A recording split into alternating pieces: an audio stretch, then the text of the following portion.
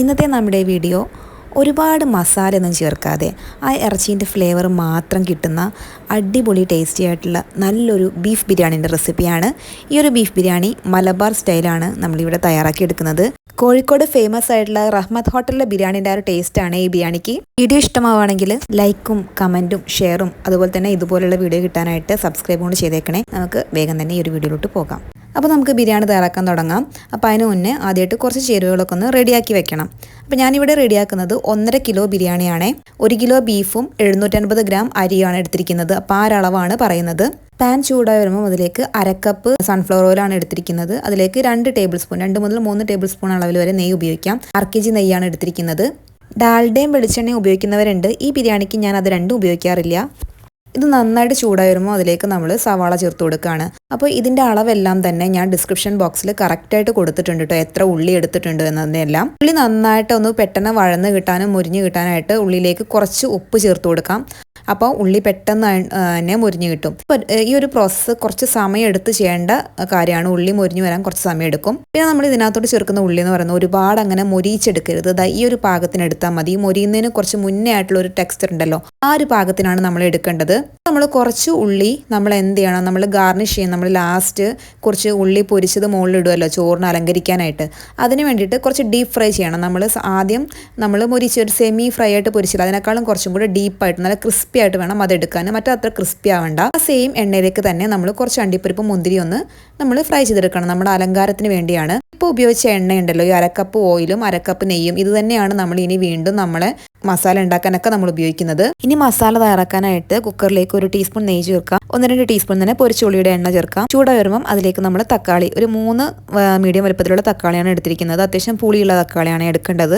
നാടൻ തക്കാളിയാണ് ഇതിന് ഏറ്റവും ബെസ്റ്റ്. അത് നമ്മളൊന്ന് നന്നായിട്ടൊന്ന് വഴറ്റി കൊടുക്കുക. ആദ്യം തക്കാളിയാണ് ചേർക്കേണ്ടത്. ഈ സ്റ്റെപ്പ് പ്രത്യേകം ശ്രദ്ധിക്കുക. ഇനി ഇതിലേക്ക് പച്ചമുളക്, ഇഞ്ചി, വെളുത്തുള്ളിയും കൂടെ ചതച്ച് ചേർക്കണം. അപ്പോൾ അത്യാവശ്യം എരിവുള്ള പച്ചമുളകാണ് 10 എടുത്തിട്ടുണ്ട്. ഈ ഒരളവ് കറക്റ്റാണ്. എരിവ് നോക്കിയെടുക്കുക. ഇനി എരിവ് കുറഞ്ഞതാണെങ്കിൽ ഒരു 10-15 വരെയൊക്കെ എടുക്കുക കേട്ടോ. അപ്പം എരിവിനനുസരിച്ച് എടുക്കണം. ഇതിനകത്ത് നമ്മൾ എരിവിനായിട്ട് ഇതൊക്കെ തന്നെയാണ് ചേർക്കുന്നത്. 2 കുടം വെളുത്തുള്ളി എടുത്തിട്ടുണ്ട്. പിന്നെ 2-3 വലിയ കഷ്ണം ഇഞ്ചി. ഇതെല്ലാം നമ്മൾ ചതച്ചിട്ട് ചേർക്കുക കേട്ടോ. ഇതിനകത്തേക്ക് നമ്മൾ വേറെ മസാല ഒന്നും ചേർക്കുന്നില്ല. അപ്പോൾ ഈ ഒരു ഫ്ലേവർ തന്നെയാണ് അതിൻ്റെ മെയിൻ ഹൈലൈറ്റ്. അതൊന്ന് വഴന്ന് അതിൻ്റെ പച്ചച്ചോവയൊക്കെ ഒന്ന് മാറി വന്ന് കഴിയുമ്പോഴാണ് നമ്മൾ ഇതിനകത്തോട്ട് ബീഫ് ചേർക്കുന്നത്. ബീഫ് ഞാനിവിടെ 1 കിലോ ബീഫ് നന്നായിട്ട് കഴുകി വൃത്തിയാക്കി ബിരിയാണി പീസായിട്ട് കട്ട് ചെയ്തെടുത്തിട്ടുള്ളതാണ്. ബിരിയാണിക്ക് കുറച്ച് വലിയ പീസായിട്ട് തന്നെ കട്ട് ചെയ്തെടുക്കുന്നതാണ് നല്ലത്. വെന്ത് കഴിയുമ്പോൾ ചുരുങ്ങി പോകുമല്ലോ ബീഫ്. പിന്നെ കുറച്ച് നെയ്യൊക്കെ ഉണ്ടെങ്കിൽ നല്ലതാണ്. അപ്പോൾ ഇതിനകത്ത് എത്രത്തോളം ബീഫിന് നെയ്യ് ഉണ്ടെന്നനുസരിച്ച് വേണം കേട്ടോ നമ്മൾ ഇതിനകത്ത് ചേർക്കുന്ന ഓയിലിൻ്റെ അളവ് എടുക്കാനായിട്ട്. ഇത് ഒരുപാട് നെയ്യൊന്നും ഇല്ലാത്തൊരു മീഡിയം നെയ്യുള്ള ബീഫാണ് എടുത്തിരിക്കുന്നത്. അതുപോലെ എല്ലിൻ്റെ കഷ്ണങ്ങളും ഒക്കെ ഇട്ടിട്ടുണ്ട്. അത് നന്നായിട്ട് മിക്സ് ചെയ്ത് കൊടുക്കുക. ഈ ഇറച്ചി ഇതിനകത്ത് ഇങ്ങനെ മിക്സ് ചെയ്ത് കഴിഞ്ഞ് ചൂട് തട്ടി വരുമ്പോൾ ഇറച്ചിയുടെ ഒരു കളർ ഇങ്ങനെ മാറി വരും, ഒരു വെള്ള കളറിലോട്ട് മാറി വരും. ആ സമയമാകുമ്പോഴാണ് നമ്മൾ ഇതിനകത്തോട്ട് ബാക്കി ചേരുവകളൊക്കെ ചേർത്ത് കൊടുക്കുന്നത്. ഇനി നമ്മൾ ഇതിനകത്തോട്ട് ചേർത്ത് കൊടുക്കുന്നത് നമ്മൾ നേരത്തെ പൊരിച്ച് വെച്ചിരിക്കുന്ന ഉള്ളിയാണ്. ആ ഉള്ളിയുടെ ടെക്സ്ചർ ഇപ്പോൾ നിങ്ങൾ നോക്കുക, നല്ല കുഴഞ്ഞ ഒരു പരുവത്തിലാണുള്ളത്, ക്രിസ്പി ആയിട്ടല്ല ഉള്ളത് കേട്ടോ. അതാണ് അതിൻ്റെ ടെക്സ്ചർ എന്ന് പറയുന്നത്. അത് ശ്രദ്ധിക്കുക പൊരിക്കുമ്പോൾ. പിന്നെ നമ്മൾ 1/2 കപ്പ് തൈരാണ്, നല്ല പുളിയുള്ള തൈരാണ് ചേർത്ത് കൊടുക്കുന്നത്. അത്യാവശ്യം നല്ല പുളി വേണം. പുളിയുള്ള തൈരാണ് ബിരിയാണിക്ക് ഏറ്റവും ബെസ്റ്റ് കേട്ടോ. അപ്പോൾ അത് ചേർത്ത് കൊടുക്കുക. എന്നിട്ട് നമ്മൾ എന്താണെന്ന് പറഞ്ഞു കഴിഞ്ഞാൽ ആവശ്യത്തിന് ഉപ്പും കൂടെ ചേർത്ത് നന്നായിട്ട് മിക്സ് ചെയ്ത് കൊടുക്കുക. അപ്പം ബിരിയാണിയുടെ തൈരെന്ന് പറഞ്ഞാൽ പ്രത്യേകം തന്നെയാണ്. നമ്മുടെ യോഗേട്ടൊന്നും ചേർക്കരുതേ. നമ്മൾ നല്ല പുളിയുള്ള കട്ടത്തൈര് തന്നെയാണ് നമ്മൾ ചേർത്ത് കൊടുക്കേണ്ടത്. എന്നിട്ട് നമുക്കിത് വേവിച്ചെടുക്കാം. അടച്ചു വെച്ചിട്ട് മീഡിയം ടു ലോ ഫ്ലെയിമിൽ ഒരു 5-6-7 വിസിൽ വരുത്തി നമുക്ക് വേവിച്ചെടുക്കണം. അപ്പോൾ കണ്ടോ, ഇത്രയും എണ്ണയാണ് എനിക്ക് ബാക്കി വന്നിട്ടുണ്ടെന്ന്. നമ്മൾ പൊരിച്ചതിന് ശേഷം ബാക്കി വന്നിട്ട് ഈ എണ്ണയാണ് നമ്മൾ ഉപയോഗിച്ചിട്ടുള്ളത്. ഇനി നമുക്ക് ചോറുണ്ടാക്കാനായിട്ടും ആ എണ്ണയും നമ്മൾ കുറച്ച് ഒഴിച്ചു കൊടുത്തിട്ടുണ്ട്. അതിലേക്ക് ഗ്രാമ്പൂ, പട്ട, ഏലക്ക ഇതൊക്കെ പൊട്ടിച്ചു കൊടുക്കാം. അപ്പോൾ നമ്മളിവിടെ നെയ്ച്ചോറ് വെച്ചിട്ടാണ് നമ്മൾ ഈ ബിരിയാണി റെഡിയാക്കി എടുക്കുന്നത്. അപ്പോൾ അതുകൊണ്ട് തന്നെ നെയ്ച്ചോറിലേക്ക് നമ്മൾ കുറച്ച് സവാള ചേർക്കുമല്ലോ. ഒരു ചെറിയ സവാള മൊത്തത്തിൽ എടുത്തിട്ടുണ്ട്. സവാളൻ്റെ കളർ മാറിപ്പോകാതിരിക്കാൻ വേണ്ടി ശ്രദ്ധിക്കണം. കാരണം റൈസിന് കളർ മാറിപ്പോകും. അതുകൊണ്ട് കുറഞ്ഞ അളവിൽ ജസ്റ്റ് ഒന്ന് വഴന്ന് കിട്ടിയാൽ ഇതിലേക്ക് ചൂടുവെള്ളമാണ് ചേർത്ത് കൊടുക്കുന്നത്, തിളച്ച വെള്ളം. ഞാൻ കെറ്റിൽ ചൂടാക്കിയിട്ടുള്ള വെള്ളമാണ്, തിളപ്പിച്ച വെള്ളമാണ്, അത് ഒഴിച്ചു കൊടുക്കാം. അപ്പോൾ ഞാൻ 3 കപ്പ് അരിയാണ്, 250 ml കപ്പിൽ 3 കപ്പ് അരിയാണ് എടുത്തിരിക്കുന്നത്. അതുകൊണ്ട് തന്നെ 6 കപ്പ് വെള്ളം എടുത്തിട്ടുണ്ട്. എന്നിട്ട് അതിലേക്ക് നന്നായി തിളച്ച് വരുമ്പം 1 ടീസ്പൂൺ ഇഞ്ചി, വെളുത്തുള്ളി, പച്ചമുളക് ചതച്ചത് നേരത്തെ ചതച്ചതിൻ്റെ 1 ടീസ്പൂൺ മാറ്റി വെച്ചിട്ടുണ്ടായിരുന്നു. അതും ആവശ്യത്തിന് ഉപ്പും കൂടി ചേർത്ത് നമ്മൾ മല്ലിയിലയും കൂടെ ചേർത്ത് നമുക്ക് നന്നായിട്ട് തിളപ്പിച്ചെടുക്കണം.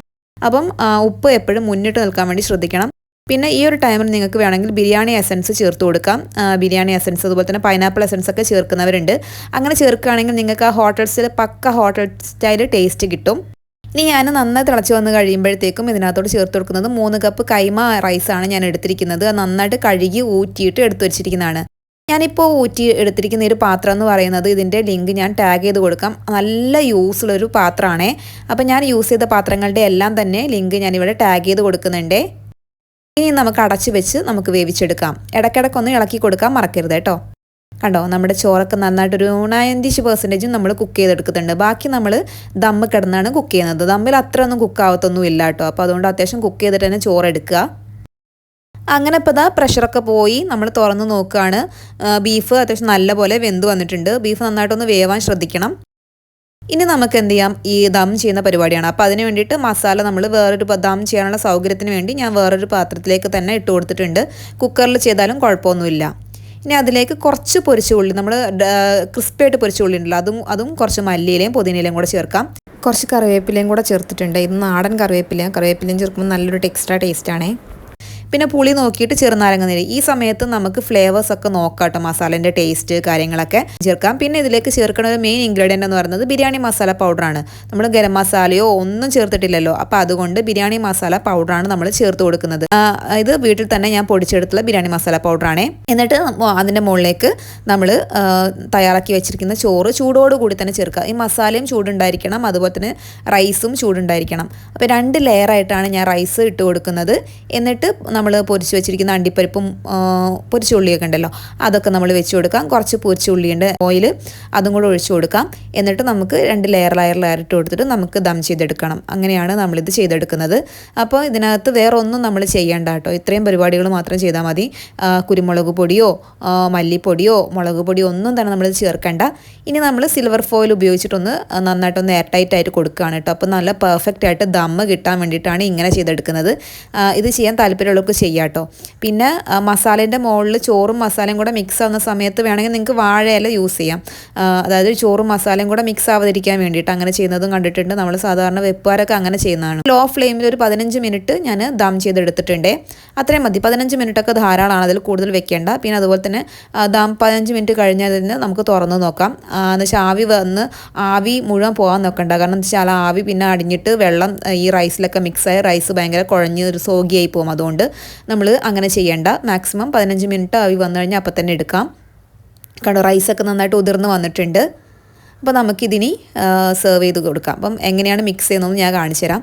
ഇതാണ് കേട്ടോ നമ്മുടെ മലബാർ സ്റ്റൈൽ ബിരിയാണി എന്ന് പറയുന്നത്. നമ്മുടെ മലബാറിനകത്ത് ഇങ്ങനെ നമ്മൾ റൈസും അതൊക്കെ ഇങ്ങനെ അതിൻ്റെ ഫ്ലവേഴ്സൊക്കെ മിക്സ് ചെയ്ത് ചെയ്യുകയാണ് ചെയ്യുന്നത്. അത് ഞാൻ കാണിച്ചു തരാം. അപ്പോൾ ശരിക്കും പറഞ്ഞാൽ ഇങ്ങനെയാണ് നമ്മൾ ഒരുപാട് മസാലയൊക്കെ ഇട്ട് ഉണ്ടാക്കുമ്പോൾ ചില വീട്ടിലൊക്കെ പോയി കഴിഞ്ഞാൽ നമ്മൾ ബിരിയാണി എന്ന് പറഞ്ഞിട്ട് ഞങ്ങൾക്ക് ഇറച്ചിച്ചോറ് പോലെ ഉണ്ടാവുക. ചുമന്ന കളറിലാണ് ബിരിയാണി ഇരിക്കുക. അത് മഞ്ഞ മസാലേൻ്റെ ഒരു കളറും കുത്തും ടേസ്റ്റൊക്കെയാണ് ഉണ്ടാവുക.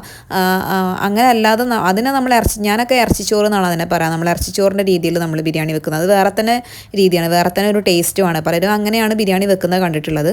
അപ്പോൾ നമ്മുടെ മലബാർ സ്റ്റൈൽ ബിരിയാണി എന്ന് പറയുന്നത് ഇങ്ങനെയാണ്. നമ്മൾ റൈസ് ഒരുപാട് അങ്ങനെ ഒരു ചുമന്ന കളറിലൊന്നും ആയിരിക്കില്ല ഇരിക്കുക. ഒരു ലൈറ്റ് യെല്ലോ ഷെയ്ഡിലാണ് നമ്മുടെ ആ ഒരു റൈസ് ഇരിക്കുക. പിന്നെ ഇപ്പം ഞാൻ ചെയ്ത പരിപാടിയാണ് റാസാക്കൽ പരിപാടി എന്ന് പറയുന്നത്. അതായത് നമ്മളുടെ ആ താഴെ മസാലയിൽ ഫ്ലേവേഴ്സൊക്കെ ഇങ്ങനെ വന്ന് കിടക്കുന്നുണ്ടാവും. ആ ഫ്ലേവേഴ്സിലെ മസാലയൊക്കെ നമ്മൾ എന്തെന്ന് വെച്ച് കഴിഞ്ഞാൽ ചോറിലേക്കും കൂടെ ഒന്ന് മിക്സ് ചെയ്തെടുത്താൽ ആ ചോറിനും കൂടെ നല്ലൊരു ബീഫിൻ്റെ ഫ്ലേവർ കിട്ടും. ഓൾറെഡി നല്ല ഫ്ലേവറാണ് നമ്മൾ ദം ചെയ്തെടുക്കുമ്പോൾ. നമ്മൾ ഇങ്ങനെയും കൂടെ ചെയ്യുമ്പം എക്സ്ട്രാ നല്ലൊരു ഫ്ലേവറും കൂടി നമുക്ക് കിട്ടും. എന്നിട്ട് നന്നായിട്ട് നമ്മൾ മിക്സ് ചെയ്തെടുക്കുക. ഇങ്ങനെ ചെയ്താൽ മതി കേട്ടോ. കണ്ടോ, റൈസിൻ്റെ കളറൊക്കെ കണ്ടില്ലേ നിങ്ങൾ? ഒരു വൈറ്റ് കളറും അതുപോലെ തന്നെ യെല്ലോ കളറും കൂടെ മിക്സ് ചെയ്തിട്ടാണുള്ളത്.